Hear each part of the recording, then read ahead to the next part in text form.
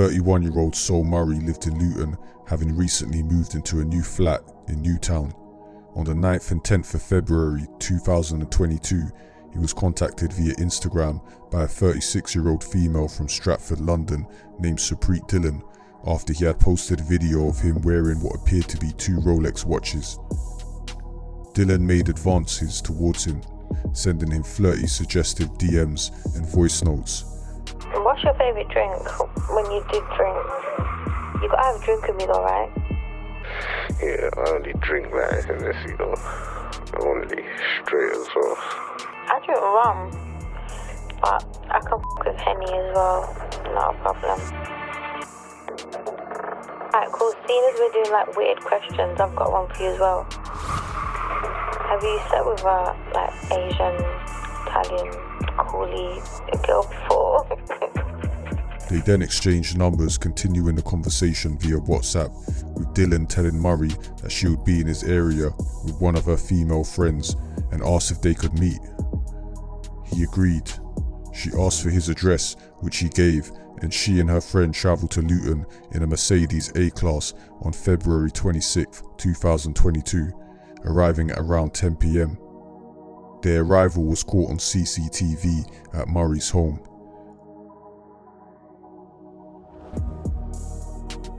A few hours later, both women can be seen wandering into the communal area of Murray's building at around 2:30 AM. The first woman had left and the other, Supreet Dillon, remained at the property, only coming down to leave the communal door open with a broom. The other woman, who left earlier, had now returned. About 25 minutes later, 2 men, both entering the building via the communal door, which was left ajar. 20 minutes later, the women ran out of the building with the 2 men closely behind them, one holding a knife.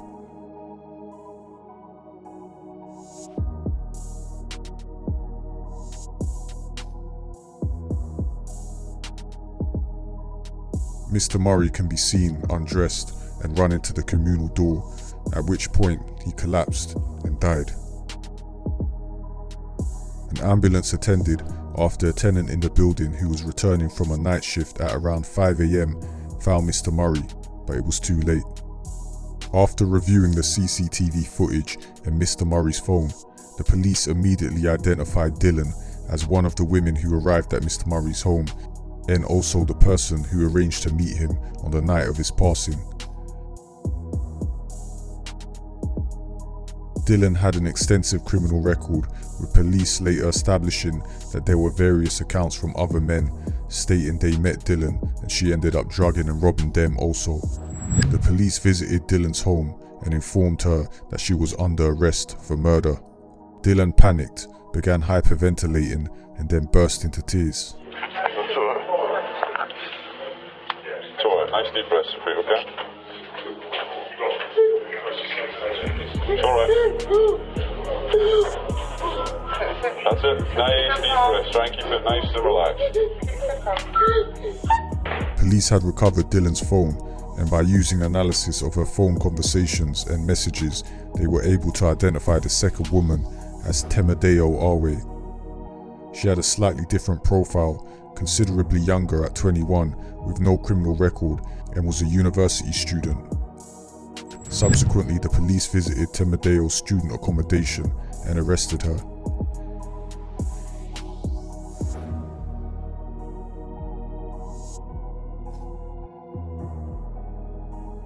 During Dillon's initial police interview, she gave no comment throughout, with Temedeo doing the same, except for the beginning of the interview where she pleaded her innocence, stating she doesn't know Mr. Murray and that she's just a university student.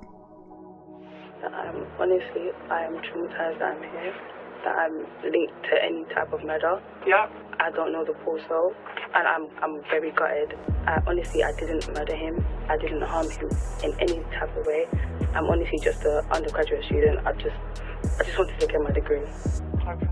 Police traced the link between the 2 women as stretching back as far as 5 years ago, where there was police footage of a raid of Dillon's Jamaican restaurant business, which they believed was being used as a front to sell drugs. After reviewing the body cam footage worn by the police that day, it was clear that Temedeo Arwe was present and she was only 16 at the time, which brought into question allegations of child grooming by Dylan. A toxicology exam was ordered and it was established that Mr. Murray had been drugged with the date rape drug GHB. Swabs of Mr. Murray's face and neck were taken, and both Dylan and Temedeo's DNA were found, indicating that there was some sexual contact between both the women and the deceased during the night of the murder. The police also recovered voice notes between Dylan, another male, and Temedeo 2 days before they met the victim, with the male stating that the watch in the Instagram video is old and probably not worth more than $3,500, with the girls laughing and complaining about the low value of the watch. It's too old. The thing's flipping nearly 25 years old. You probably get that in the shop for like $3,500. Because it's so old. Bro, they're taking the piss too much. I'm so upset. She really 25 years old. The watch is older than me. Fucking hell.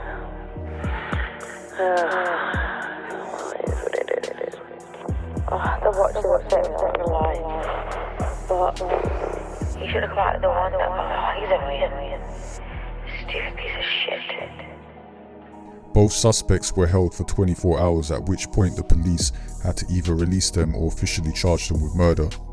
With the mounting evidence and a referral to the CPS coming back with a recommendation to charge the suspects, Dylan and Temedeo were called out of their cell by police and informed they were being charged with murder. In this footage, Dylan can be seen calling one of her 3 children to explain that she will be away for longer to help with an investigation, denying when asked if she is the subject of the investigation. Yeah, I'm going to sort it out so then I can come home, okay? I've just got to help them with some stuff. No, they got that wrong. I'm helping them with it. Yeah, I'm just helping them. That's not true, okay? They're going to all mixed up, but I'm going to sort it out with them, okay?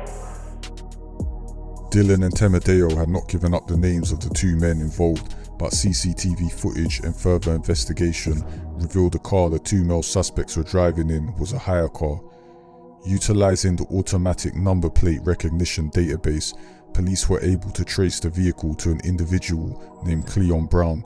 He was subsequently arrested.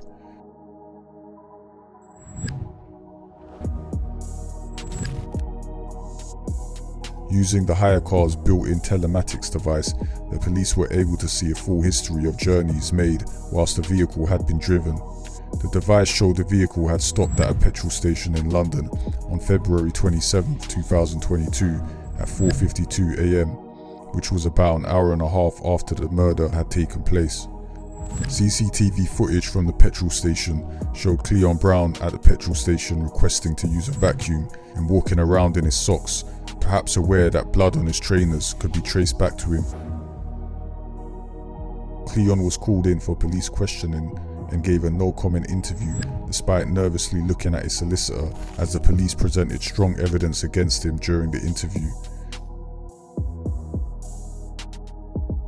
He was subsequently officially charged with murder.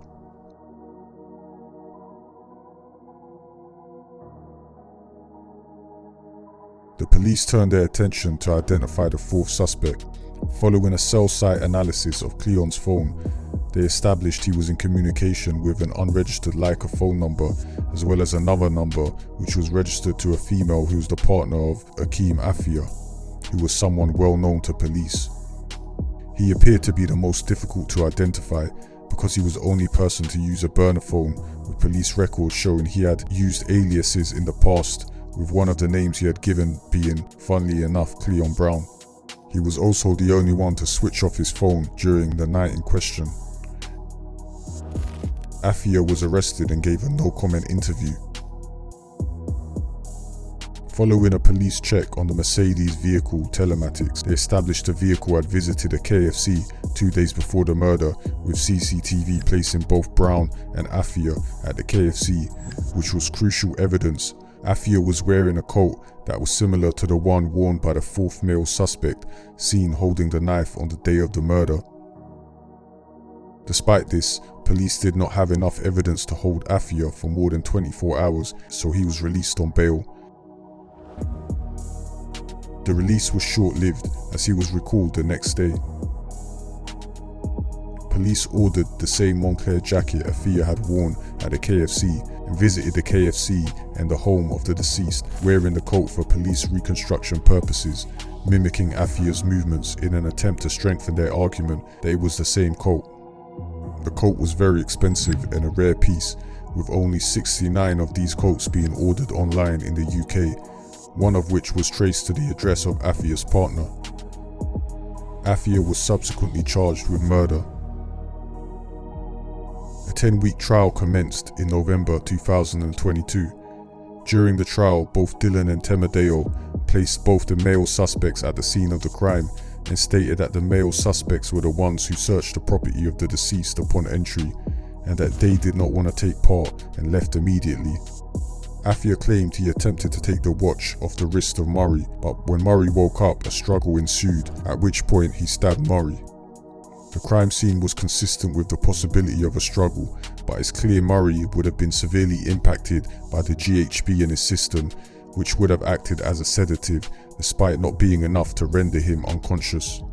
Dylan eventually admitted being guilty of the Honeytrap element of the case and stated she had done this at least 6 other times to men in the past, with the reason being that she needed to feed her family despite having a wardrobe full of designer clothes and clearly having a taste for the finer things in life. It had transpired that she brought her fellow defendant, Temedeo, with her on 4 of the 6 occasions she had drugged and robbed men in the past. She confirmed the motive, and what led her to target Saul Murray was the Instagram post of the 2 Rolex watches. A verdict was now forthcoming. In an interview, the lead police investigator in the case appeared slightly emotional, reflecting on how sorry she felt for the family of Saul Murray, particularly his father, speaking about what a loss it was for Saul Murray to pass away like that. My thoughts will be with the family, with Saul's dad. He was the last person as the family to see him. They appear to have had quite a nice relationship. I think it's a massive loss.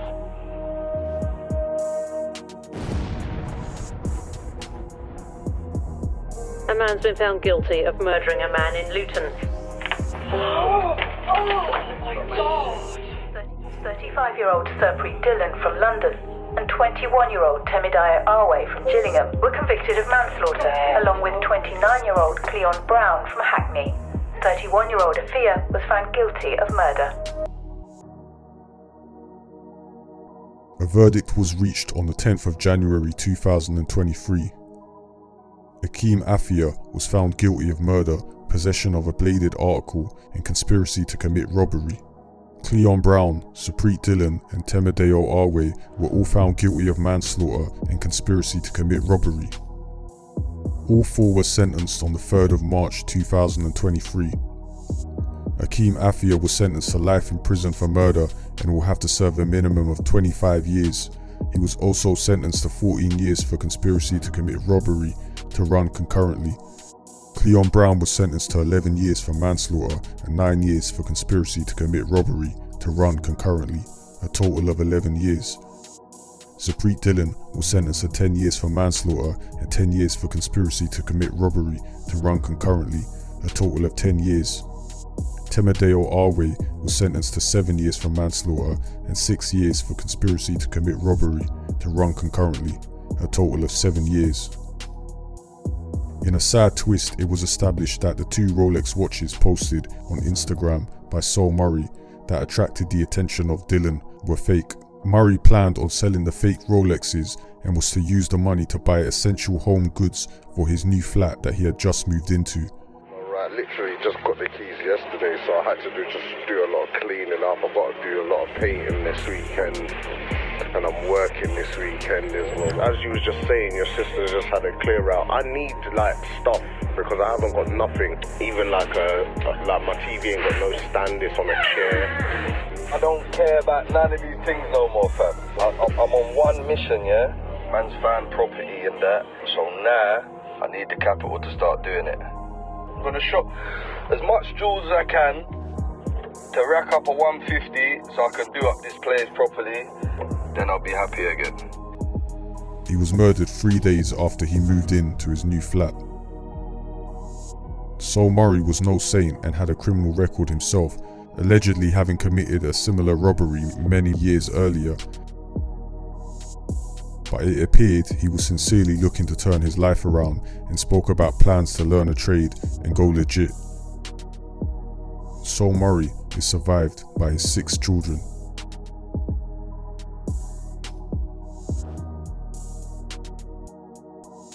Join me next time for another installment of a true crime story.